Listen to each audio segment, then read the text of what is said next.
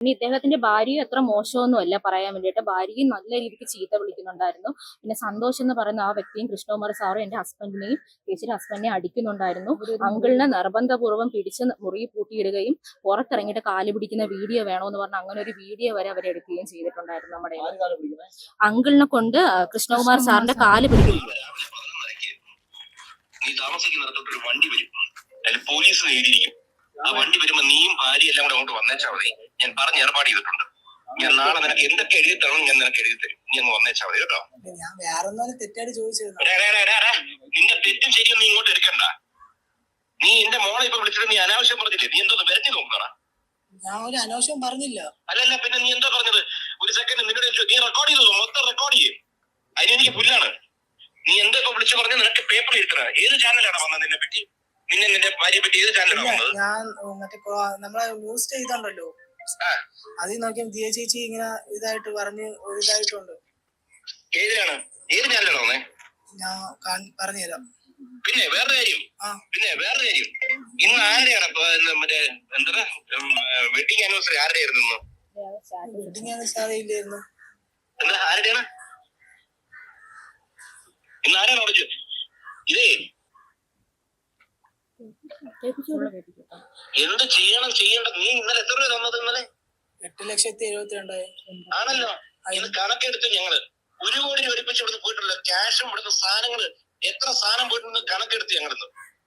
നിങ്ങള് വേറെ കച്ചവടം നടത്തണം. ഇവിടുത്തെ സാധനം കൊണ്ടുപോയിട്ട് ഇവിടുത്തെ ഗസ്റ്റുകളുടെ കൂടെ നമ്പർ എടുത്ത് അവർക്ക് നിങ്ങൾ കച്ചവടം ചെയ്യുന്നല്ലേ?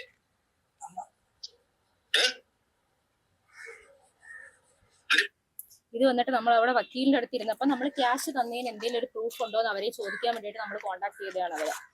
പക്ഷെ നമ്മൾ എന്തെങ്കിലും തന്നതായിട്ട് നമുക്കൊരു റെസിപ്റ്റ് തരാമോ? ആ സമയത്താണ് അയാൾ ഇത് പറയുന്നത് നമ്മുടെ അടുത്ത്. പിന്നെ ഇയാൾ ഈ ഫോട്ടോയിൽ കാണുന്നത് ഇയാളാണ് നമ്മുടെ അടുത്ത് പോലീസാണെന്ന് പറഞ്ഞ് നമ്മളെ കൊണ്ട് നിർബന്ധിപ്പിച്ച് സ്റ്റേറ്റ്മെന്റ് എഴുതിപ്പിക്കുന്നത്. ഇയാളുടെ പേര് സന്തോഷ് എന്നാണ്.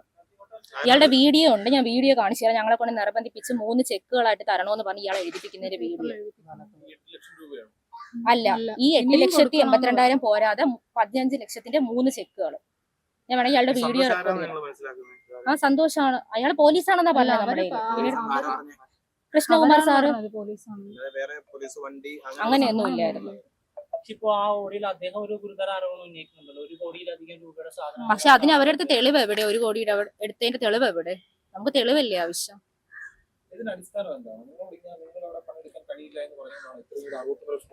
ഉറപ്പായിട്ടും അതിനുവേണ്ടി തന്നെയാണ് അവർ ചെയ്യുന്നത്.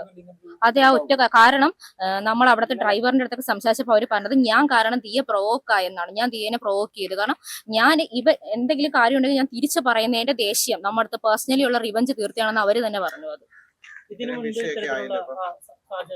ഇല്ല, ഇതുവരെ ഉണ്ടായിട്ടില്ല ഇതിനു മുന്നേ.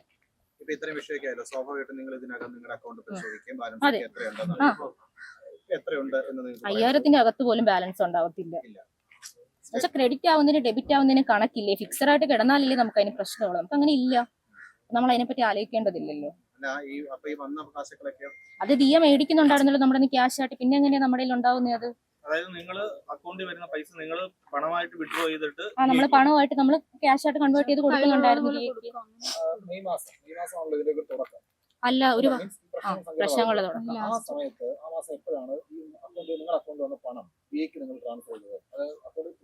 അക്കൗണ്ട് ത്രൂ അല്ല, ക്യാഷ് ആയിട്ട് എടുത്തിട്ടുണ്ട്. നമ്മൾ 10,000 അങ്ങനെയൊക്കെയാ കൊടുക്കുന്നത്. കാരണം ഇപ്പൊ നമുക്ക് എപ്പോഴും നിറയെ കസ്റ്റമർ ആയിരിക്കത്തില്ലല്ലോ. ഇപ്പൊ ഇന്നത്തെ കസ്റ്റമർ ഇപ്പൊ ചിലപ്പോൾ ഇന്ന കസ്റ്റമർ ഉണ്ടാവത്തില്ല. ഇപ്പൊ നാളെ ചിലപ്പോൾ വില 700 രൂപയ്ക്കായിരിക്കും മേടിച്ച. അപ്പൊ ദിയ പറഞ്ഞിട്ട് ചെറിയ പേയ്മെന്റ് ഒക്കെ ഈ 499, 799 അതൊക്കെ വരുന്നൊക്കെ ആണെങ്കിൽ ദിയയുടെ സ്കാനർ കൊടുത്തു എന്ന് പറയാറുണ്ട് ദിയ. സ്വാഭാവികമായിട്ടും നിങ്ങളുടെ അക്കൗണ്ടിലേക്ക് റെഗുലർ കസ്റ്റമേഴ്സ് ഉണ്ടാവും,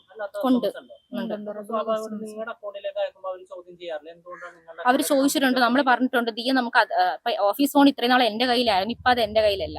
അപ്പൊ ഓഫീസ് ഫോണിൽ ദിയ തന്നെ എന്റെ പറയുന്നുണ്ട് പേഴ്സണൽ നമ്പറിൽ ഒരുപാട് കസ്റ്റമേഴ്സ് വിളിച്ച് എനിക്ക് സഹായം വേണം അങ്ങനെയൊക്കെ ചോദിക്കുന്നുണ്ട്. അവരുടെ ശല്യം കാരണമാണ് നമ്പർ കൊടുക്കാത്തതെന്ന് പറഞ്ഞിട്ടുണ്ട്. 3 പേരുടെയും വരാറുണ്ട്. ഇല്ല, അത്രയ്ക്കൊന്നും ട്രാൻസാക്ഷൻ ഇല്ല അതിൽ അങ്ങനെ വരാനായിട്ട്. ഏകദേശം എത്ര രൂപ ഓരോരുത്തരുടെ അക്കൗണ്ടിൽ വന്നിട്ടുണ്ടാവും? ഒരു മാസം ആണെങ്കിൽ 60-നകത്തൊക്കെ ഉണ്ടാവത്തുള്ളൂ. മൊത്തത്തിൽ 1.5 അത്രയൊക്കെ കാണത്തുള്ളൂ, അത്ര മൊത്തത്തിൽ കാണത്തില്ല. നിങ്ങളുടെ 3 പേരുടെ അക്കൗണ്ടിൽ 1.5 ലക്ഷം രൂപ വെച്ചിട്ടൊക്കെ അങ്ങനെ ആ മന്ത്ലി അങ്ങനെയൊക്കെ കാണത്തുള്ളൂ, അത്രയും മാത്രം മന്ത്ലി. മന്ത്ലി ഓരോ മാസവും അത്രേ ഉണ്ടാവത്തുള്ളൂ. പോലീസ് സ്റ്റേഷനിൽ പോയപ്പോ പോലീസിന്റെ സമീപനം എന്തായിരുന്നു? പോലീസ് കുറെ പ്രാവശ്യം എന്റെ സ്റ്റേറ്റ്മെന്റ് മാറ്റാവോ, ഇങ്ങനെ വേണോ, അങ്ങനെ മൊഴി മാറ്റി പറയാവോ എന്ന് എന്റെ അടുത്ത് ഒരുപാട് പ്രാവശ്യം ചോദിച്ചിരുന്നു. ഞാൻ ആദ്യം കൊടുത്ത സ്റ്റേറ്റ്മെന്റിൽ തട്ടിക്കൊണ്ട് പോകുന്ന സ്റ്റേറ്റ്മെന്റ് കൊടുത്തപ്പോൾ സാർ എന്റെ അടുത്ത് ഇങ്ങോട്ട് പറഞ്ഞിരുന്നു, തട്ടിക്കൊണ്ട് പോകണമെന്ന് വേണോ, അത് മാറ്റിയിട്ട് കൂട്ടിക്കൊണ്ട് പോയെന്നാക്കിയാൽ പോരെന്ന്. അപ്പൊ ഞാൻ പറഞ്ഞു നമുക്കറിയാത്ത സ്ഥലത്ത് തട്ടിക്കൊണ്ട് പോകണതല്ലേ, പിന്നെ അങ്ങനെ അത് കൂട്ടിക്കൊണ്ട് പോകണതാവും.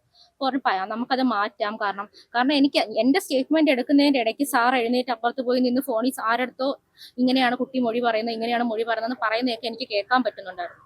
അതുകൊണ്ടാണല്ലോ എന്റെ മൊഴി അത്രയും നീണ്ടത്. വൈകിട്ട് 2:30 എന്നെ കയറ്റിയത്, എന്നെ തിരിച്ചു വിട്ടത് 7:30 കഴിഞ്ഞിട്ട്. അത്രയും സമയം എടുക്കുമ്പോൾ നമുക്കറിയാലോ. സംരക്ഷിക്കാനുള്ള നീക്കമാണ്. അത് ഞങ്ങൾക്ക് അറിയില്ല ഇപ്പൊ ആരെ സംരക്ഷിക്കണമെന്നൊന്നും. Subscribe to One India and never miss an update.